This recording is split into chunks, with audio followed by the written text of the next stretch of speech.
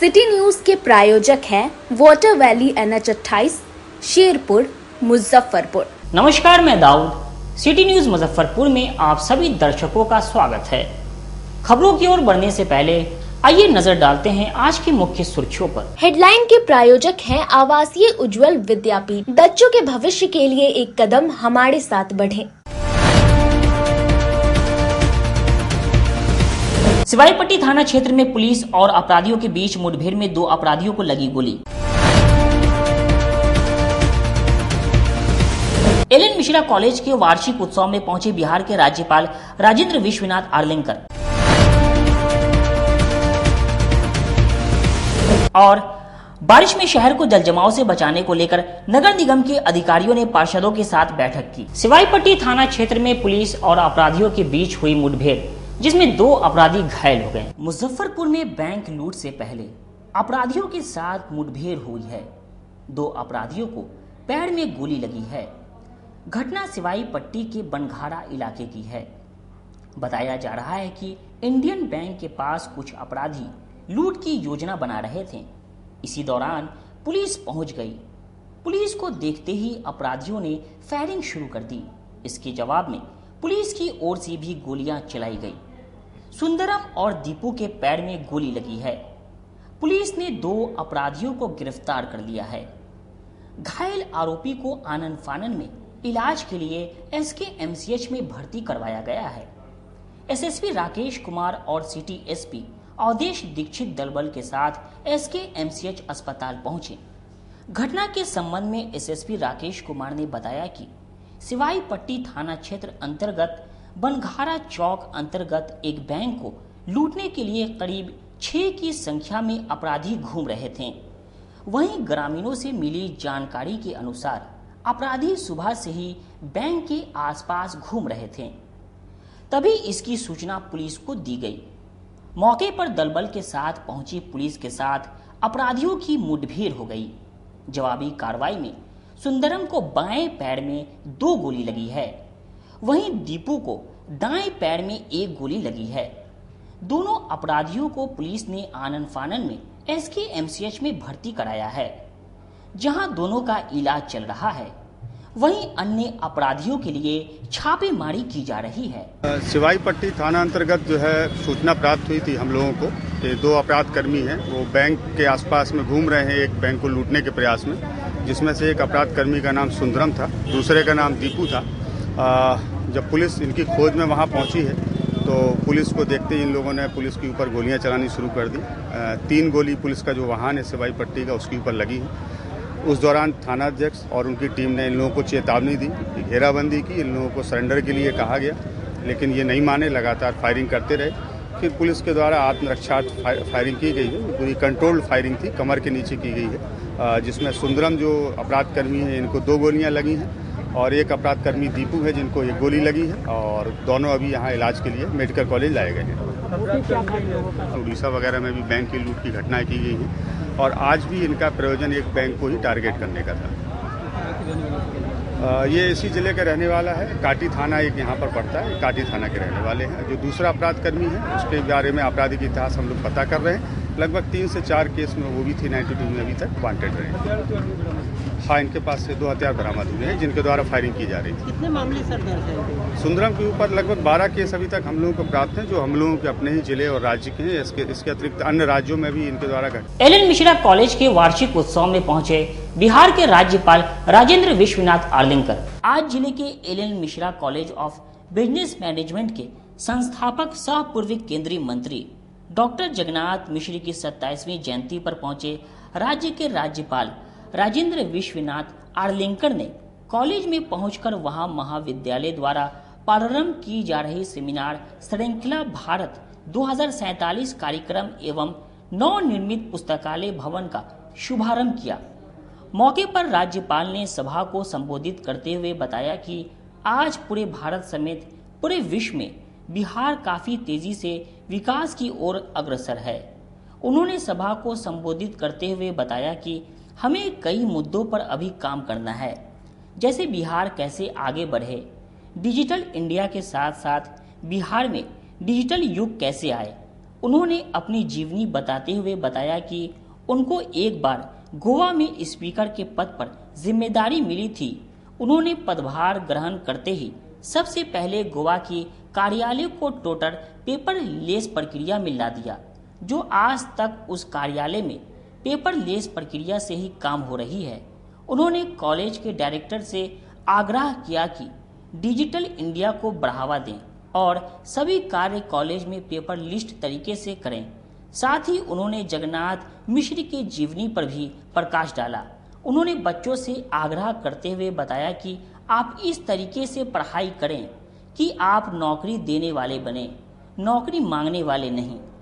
कि इस यहाँ के इंस्टीट्यूट में कुछ न कुछ करने की इच्छा है सब लोगों के मन में, और इसीलिए जब ये नीतीश जी मेरे पास आ गए कि आपको इसमें आना है, तो मैंने कहा मैं जरूर आऊंगा। मैं आप सबको मिलने के लिए आया, क्योंकि स्पार्क मुझे यहां दिखाई देता है। विकसित भारत का सपना अगर हम देखते हैं 2047 में भारत कैसा होना चाहिए, तो उस सपने मुझे आपके आंखों में दिखाई देते हैं। आपने उस सपने संजोए रखे हैं। आवश्यकता क्या है?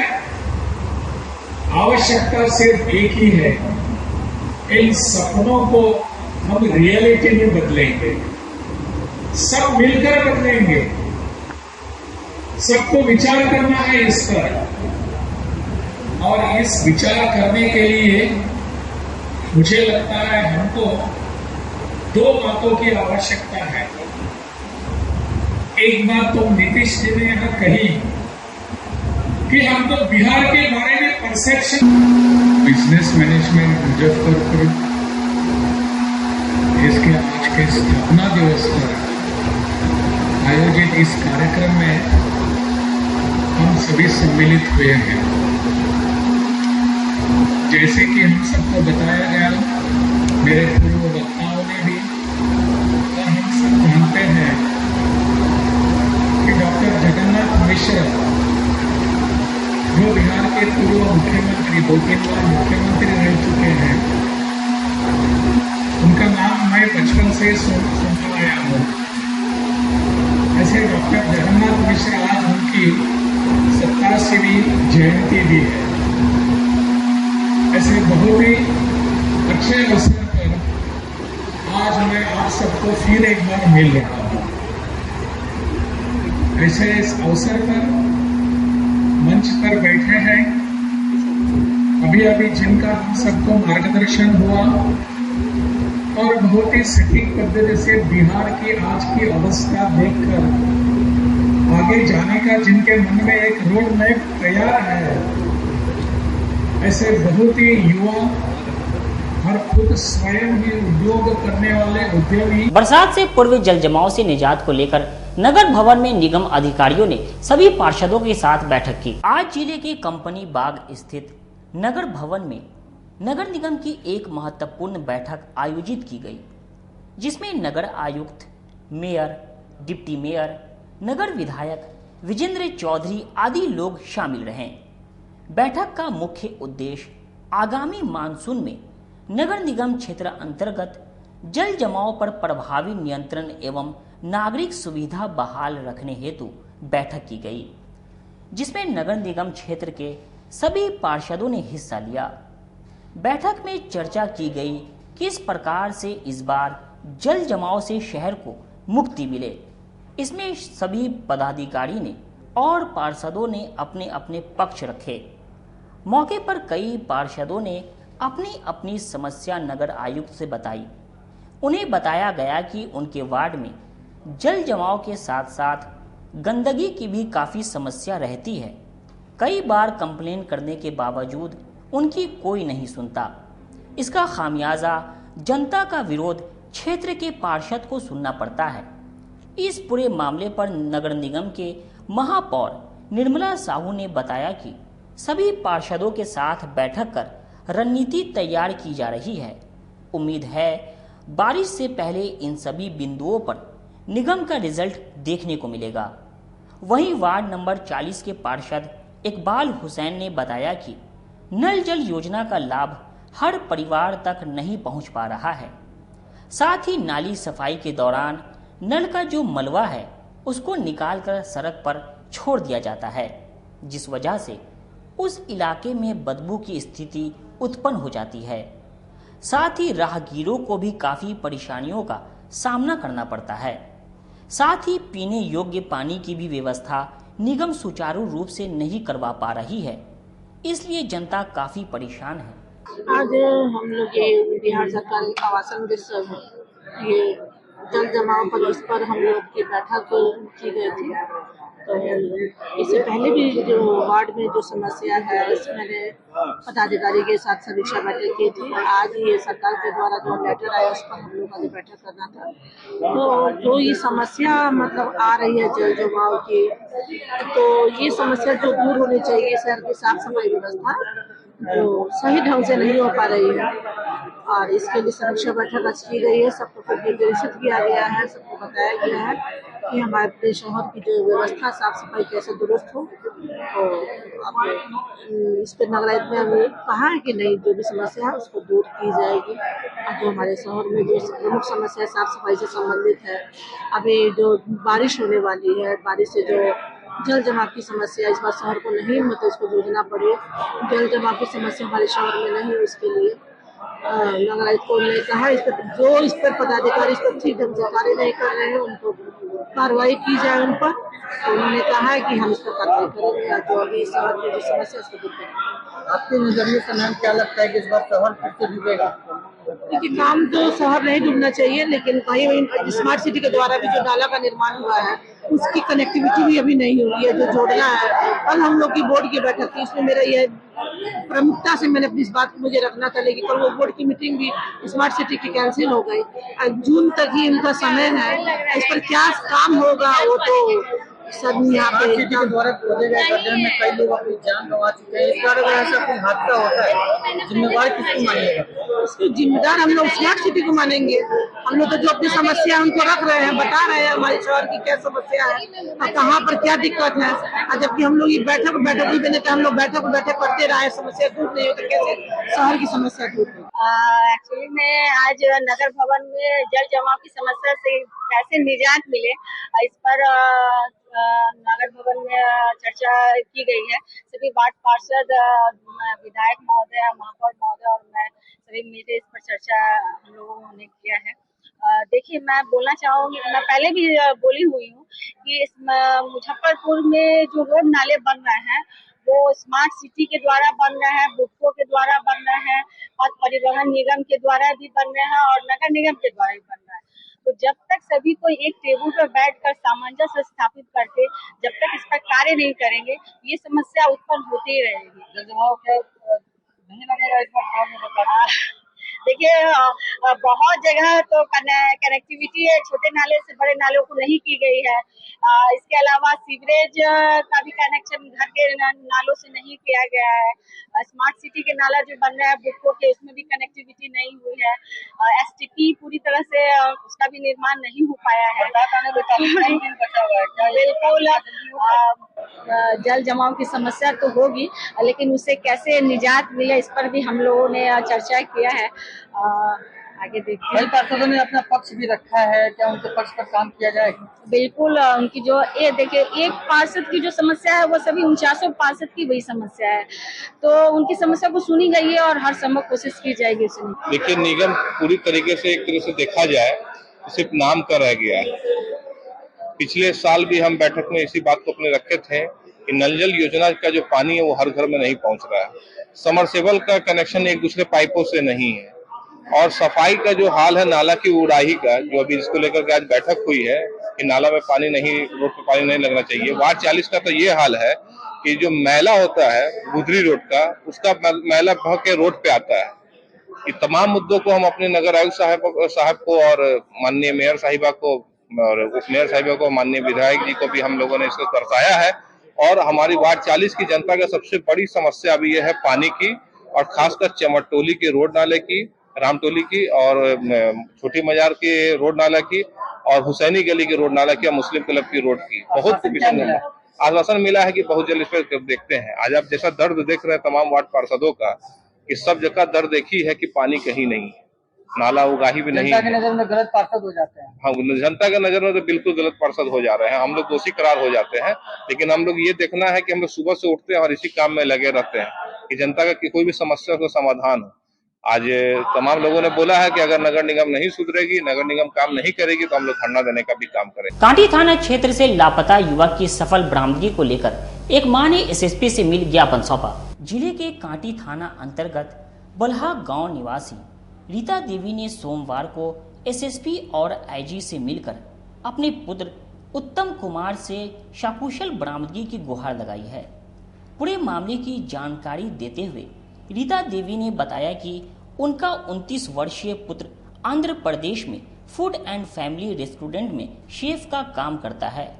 10 जून को उसकी ट्रेन की टिकट काकीनाडा से मुजफ्फरपुर तक का बना हुआ था, लेकिन वो इसी बीच कहीं गायब हो गया।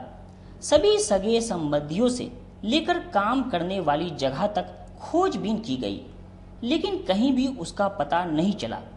अनजाने डर से घर के सभी लोग भयभीत हैं, इसलिए हम लोगों ने आज एसएसपी और आईजी से मिलकर बेटे की सकुशल बरामदगी की गुहार लगाई है।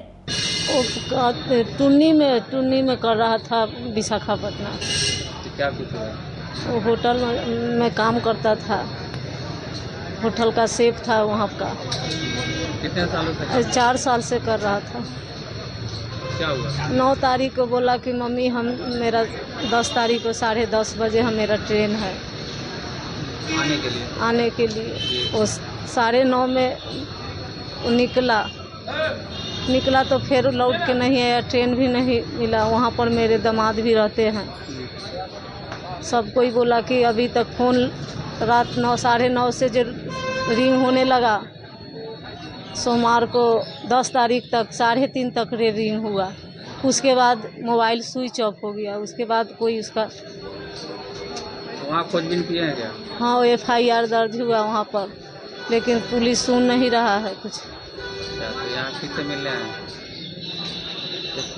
SP से मिले हैं, DIG से मिले हैं। क्या कुछ बोले हैं तो आंध्रा में है, अच्छा हम कुछ करते हैं। क्या नाम है? रीता देवी। दरगाह का? उत्तम कुमार। उम्र कितना होगा? 29 साल का है।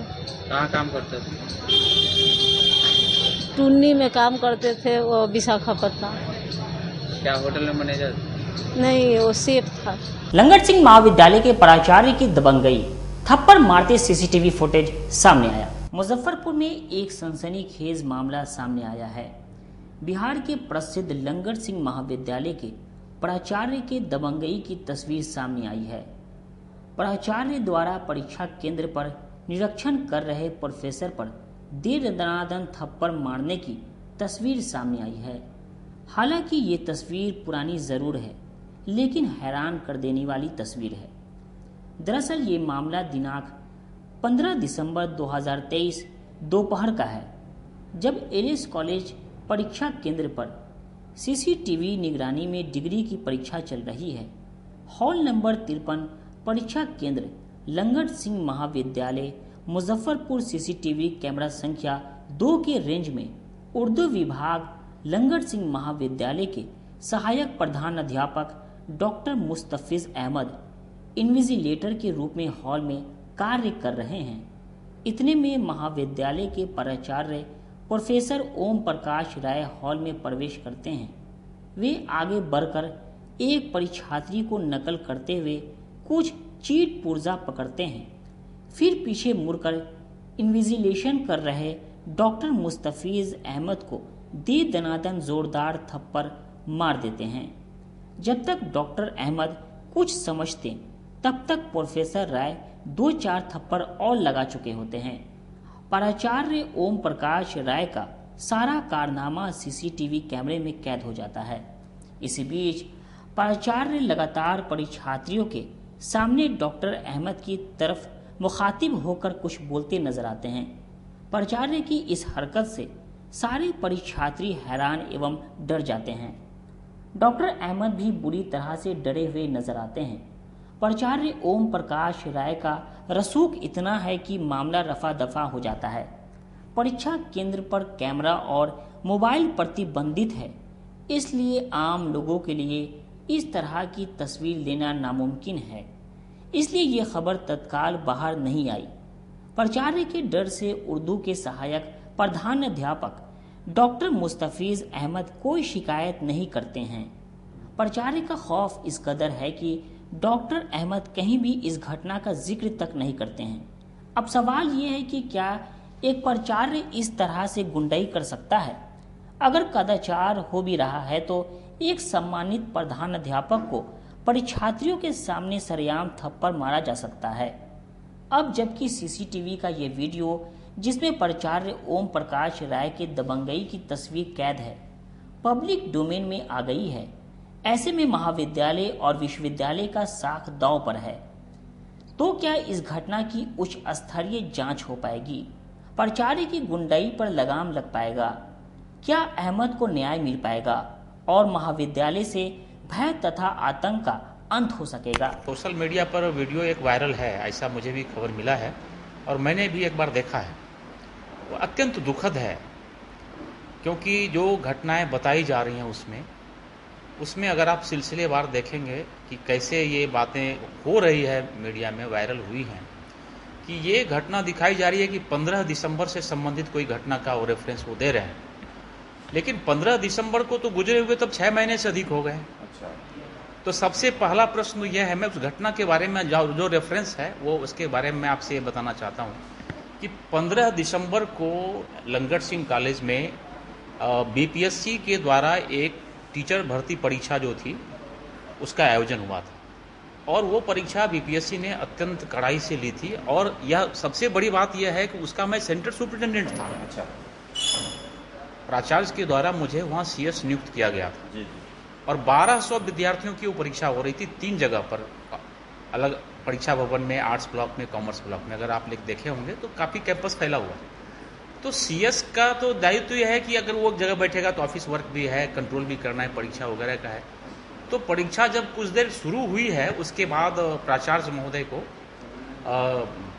बीपीएससी के कंट्रोल रूम से एक उनको कॉल आया है, मुझे जहाँ तक याद आ रहा है कि कॉल उनको आया है यह कहते हुए कि रूम नंबर 53 में कोई इन्विजिलेटर ऐसा है जो किसी कैंडिडेट की मदद कर रहा है। जाहिर है उन्होंने सीसीटीवी कैमरे में देख करके उसके बारे में रिपोर्ट किया था और जो प्राचार्य महोदय को कहा गया था उनका लहजा इतना सख्त था कि आप जाके देखें कि कौन व्यक्ति है जो परीक्षार्थियों को मदद कर रहा है, दूसरे परीक्षार्थी परेशान हैं, आप उनके खिलाफ एफआईआर दर्ज करें और उसको पुलिस के हवाले करें ताकि परीक्षा की शुचिता बनी रह सके। तो जैसे ये घटना घटी, प्राचार्य महोदय ने मुझे तुरंत खबर किया कि खबर मिल रही है कि 53 में ऐसा हो रहा है। तो प्राचार्य भी पहुंचे और मैं भी तत्काल पहुंचा। तो वहां पर जाकर के यह जरूर हमने देखा कि जो इन्विजिलेटर थे महाविद्यालय की तरफ से वो बाहर ही खड़े थे। हो सकता है हमको देख के वो बाहर निकले हों और जैसे हम अंदर गए तो वहाँ परीक्षार्थी कुछ आपस में बातचीत कर रहे थे। तो हम लोगों को ये शक हुआ कि कहीं परीक्षा के बारे में जो ऊपर से खबर है वो कहीं सच तो नहीं है, क्योंकि आप समझिए कि लंगट सिंह कॉलेज जो है अपने आप में एक प्रीमियर इंस्टीट्यूशन है, उसकी अपनी प्रतिष्ठा है और विश्वविद्यालय की नाक के नीचे कोई परीक्षा आयोजित हो और वो किसी कारण से डिस्टर्ब हो जाए या वो परीक्षा रद्द करनी पड़े या एलएस कॉलेज ब्लैक लिस्टेड हो जाए तो हम लोगों के लिए बड़ी अपमान की बात होती, सब ये प्रतिष्ठा हानि होती। तो प्राचार्य महोदय हमने दोनों आदमी ने स्ट्रिक्टली इस बात को एक्शन लिया कि कोई इस तरह की घटना ना हो। तत्काल जो परीक्षार्थी बात कर रहे थे हमने उसको उठा करके उसका सीट रिप्लेस किया, खाली सीट पर बिठाया, जो अब लड़के एब्सेंट तो इसकी जगह बिठाया। और जो इन्विजिलेटर था जिसके बारे में हमको लगा कि गड़बड़ कर सकते हैं, प्राचार्य ने उसको, यह सत्य है कि प्राचार्य महोदय ने। वक्त हो चुका है एक छोटे से ब्रेक का, बने रहिए हमारे साथ, देखते रहिए सिटी न्यूज मुजफ्फरपुर। अपने सपनों की आशिया को दे एक नई पहचान माँ भवानी डेकोर प्राइवेट लिमिटेड के साथ, जो है ऑथराइज्ड डिस्ट्रीब्यूटर ऑफ कजारिया। देश की मिट्टी से बनी टाइल से देश को बनाते हैं। और जहां मिलती है सभी प्रकार के Indian and imported granite, marble, sanitary एवं कोटा स्टोन का अनोखा एवं आकर्षक संग्रह। माँ भवानी डेकोर प्राइवेट लिमिटेड, मतलब a complete floor solutions. New 0 mile Dadar road, Muzaffarpur. Call 9934753111। उत्तर बिहार का पहला नीलकमल एक्सक्लूसिव शोरूम खुल गया है आपके अपने शहर में। नीलकमल इंडिया की फेवरेट फर्नीचर ब्रांड है। इस कंपनी के सभी रेंज एक ही छत के नीचे आपको मिलेंगी। होम फर्नीचर, ऑफिस फर्नीचर की सभी रेंज यहाँ उपलब्ध है। कंपनी का एक्सक्लूसिव शोरूम होने के कारण 40% तक की विशेष छूट मिल रही है। इसके अलावे 0% इंटरेस्ट के साथ बैंक से फाइनेंसिंग की भी सुविधा उपलब्ध है। तो देर मत कीजिए, एक बार हमारे यहाँ अवश्य पधारे। हमारा पता है Mithanpura, Narayanpur road, opposite Vaishali management college, और हमारा मोबाइल नंबर है 9334900888 और हमारा दूसरा नंबर है 7004320580। समारोह के समय और इस लगन के अवसर पे मैं मनीष कुमार, यूए एसोसिएट का प्रोप्राइटर, हमारा नीलकमल का फर्नीचर का शोरूम है एक्सक्लूसिव, जो मिठनपुरा चौक पे स्थित है। हमारे यहाँ कुचीना का चिमनी और जो गैस चूल्हा है उसकी एक विस्तृत रेंज है मॉड्यूलर में। भारी डिस्काउंट है हमारे यहाँ सोफा पर, डाइनिंग टेबल पे। सभी लोगों से मेरा यही निवेदन है, जो 2-3 सालों से आप लोगों का हमें प्यार मिलता आ रहा है। हमारे यहाँ फिनांस की भी एक अच्छी व्यवस्था है और इस त्योहारों के अवसर पे हम चाहेंगे कि एक बार हमारे यहाँ पधारे और हमारे ऑफर्स का लाभ ले, और हर खरीदारी पे हम लोग एक सुनिश्चित उपहार भी दे रहे हैं।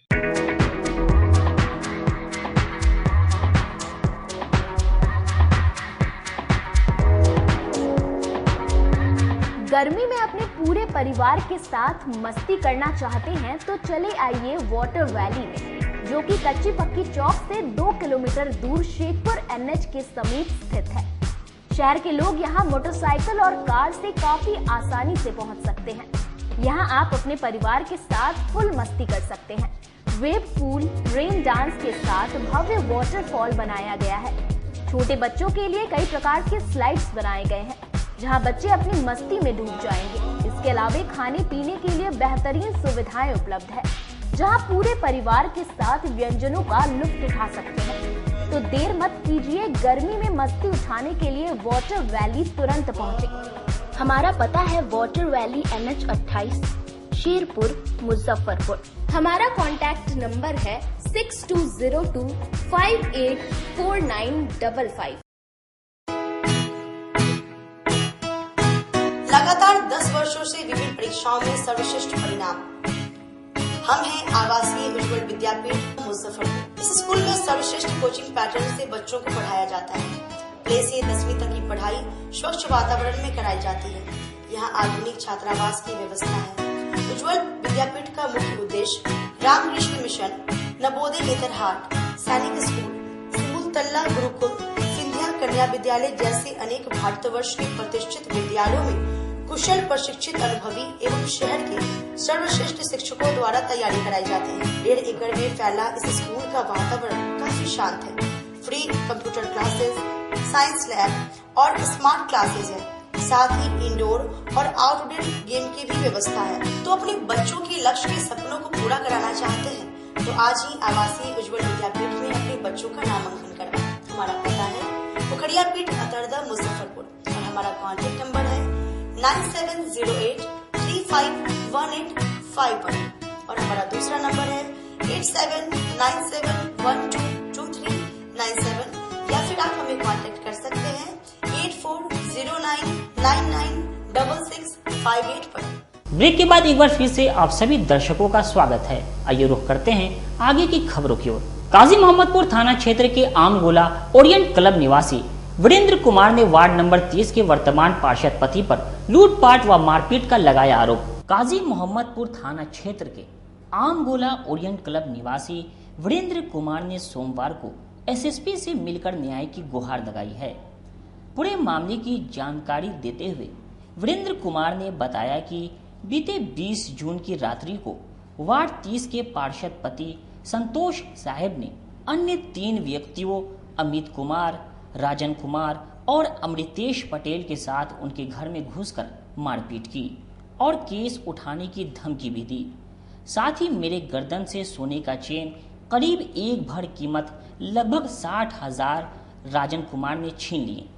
उन्होंने कहा कि तुम लोग मकान पर जो मकान बिक्री का नहीं है लिखवाए हुए हो उसे मिटा दो और जो न्यायालय में बंटवारावाद दायर किए हो उसे न्यायालय से वापस ले लो, नहीं तो अंजाम भुगतने को तैयार रहना।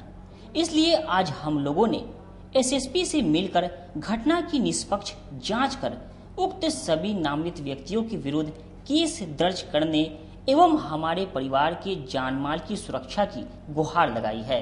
20 तारीख के डेट में ये लोग 21 तारीख के रात में ये लोग हमारे घर में घुसे, हम लोगों के साथ मारपीट किया। मारपीट करने के बाद हमें धमकी दी।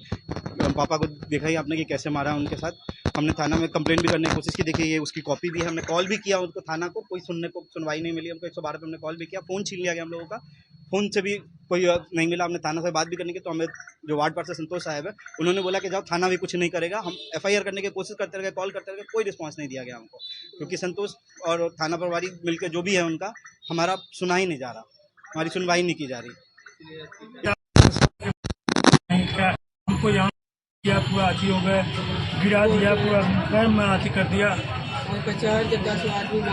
बहुत मारा। FIR किया क्या? FIR किया है? नहीं, FIR नहीं लिया। क्या बोला थाना? बेला थाना क्षेत्र के धीरनपट्टी गांव में आपसी विवाद को लेकर दो पक्षों में जमकर मारपीट हुई। बेला थाना क्षेत्र के धीरनपट्टी गांव में आपसी विवाद को लेकर कुछ लोगों ने मोहम्मद गुलाम सरवर की जमकर पिटाई कर दी, जिससे उनका सर फट गया। शरीर में कई गंभीर तरह के जख्म हो गए। आनन फानन में स्थानीय लोगों ने उसे इलाज के लिए सदर अस्पताल में भर्ती कराया। पूरे मामले की जानकारी देते हुए मोहम्मद गुलाम सरवर ने बताया कि बीती रात उनकी भगनी की शादी थी। बारात में आए लोगों से किसी बात को लेकर थोड़ा सा विवाद हो गया। इसी विवाद के खुन्नस में आज उन लोगों ने रास्ते में रोककर मेरे साथ जमकर मारपीट की। पॉकेट में रखे 26,000 रुपए और गले से 2 भर का सोने का चेन भी छीन लिया। इसकी सूचना स्थानीय थाने को दी गई। मोहम्मद गुलाम सरवर ने बताया कि वे मुंबई में रहते हैं, वहीं टायर का उनका बिजनेस है। मंगलवार को लौटने का टिकट भी था, लेकिन इसी बीच ये घटना हो गई। पैसा भी गया, इज्जत भी गई और अब जान पर भी खतरा है। इसलिए मैं पुलिस प्रशासन और जिला प्रशासन से न्याय की गुहार लगाता हूँ। हम घर से निकले थे, उसके बाद में जा रहे थे, एक दोस्त फोन किया था तो जा रहे थे मिलने के लिए, तो रास्ते में सोचे कि गाड़ी रोक के गुटखा खा लेते।